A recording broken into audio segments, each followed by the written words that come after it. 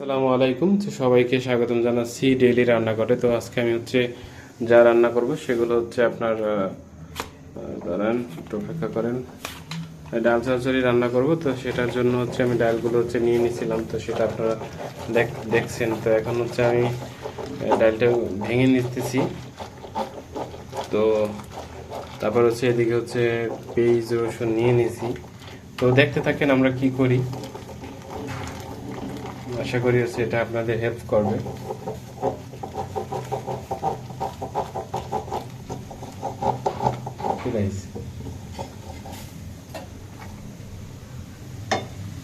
তো দেখেন ভাঙা হয়ে গেছে, ডালটা সুন্দর করে ভাঙা হয়ে গেছে। এখন এটা কি করি দেখেন, কত কম সময়, জাস্ট ডালটা ধুয়ে তারপর আমরা করলাম। এখন পানি দিয়ে নেব। আমরা মানুষ প্রায় 70-80 জন, সরি 4-5 জন। তো এদেরকে আমরা সবাই মিলে খাওয়া দাওয়া করবো। দেখতে পাচ্ছি রান্নাটা।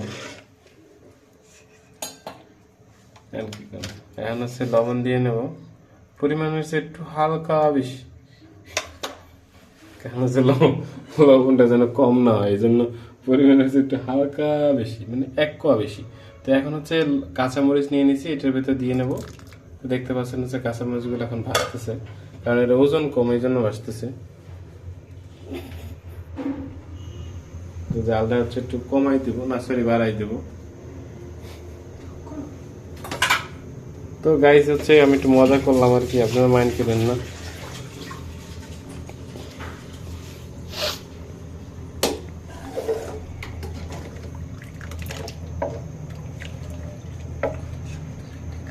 ওয়াও, দেখেন কত সুন্দর, মন চাইছে এখনই খাইয়ে ফেলাই।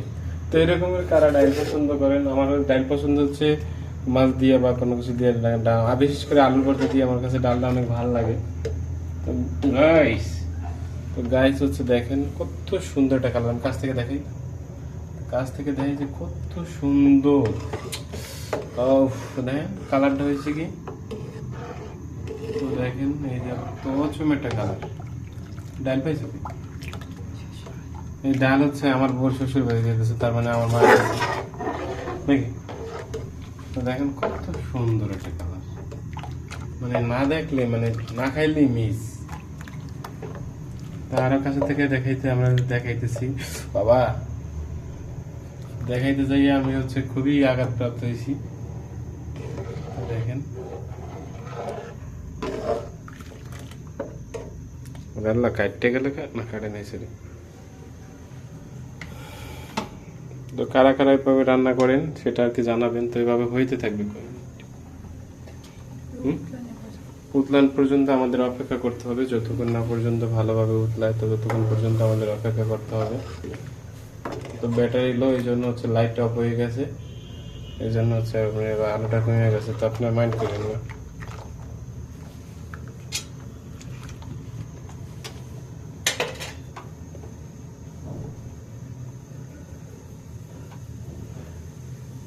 একটু ভালো করে হোক, নাহলে ভালো লাগবে না। তো ভালো করে মানে হওয়ার পরে আমরা কি করবো, বাগার না বাহার, বরিশালের বাড়ি শেখায় বাহার, কিন্তু কিছু কিছু মেয়ের নাম আছে বাহার। হ্যাঁ কি দোষ, হ্যাঁ করে বাহার দেয়। আমি মজা, তো অনেকগুলো মজা লাগতে আছে। আমি খামো অনুবাদ করে গেলে। তো গাইস, আপনারা সবাই কেমন আছেন? এবং রান্নাটা যদি ভালো না হয় তাহলে কমেন্ট করা লাগবে না, কিন্তু ভালো হইলে কমেন্ট করে দেন, ঠিক আছে? কারণ I am trying to cooking, but আমি প্রফেশনাল হওয়ার চেষ্টা করতে আছি, কিন্তু ইচ্ছা নেই। যা পারি মোটামুটি চলে। এই যে উতলাই করতে আছে, তো উতলানো হয়ে গেছে। তো এখন এটা বাহার দিব। তো বাহারটা কোন ডিজিটাল সিস্টেমে দিয়ে আপনার পাশে তাই দেখতে পাবেন।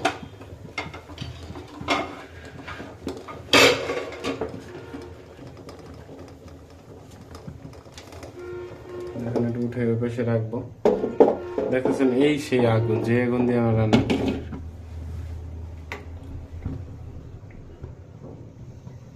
তো এখন রসুন আর হচ্ছে আপনার পেঁয়াজ দিয়ে নিলাম, এগুলো বাহার দেওয়ার জন্য নিয়ে নিয়েছি।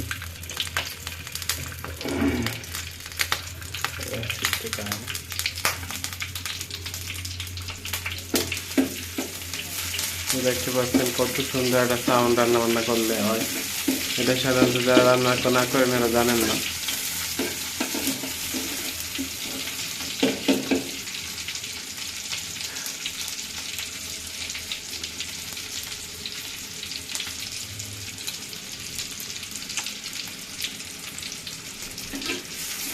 তো গাইস দেখতে থাকেন আপনারা।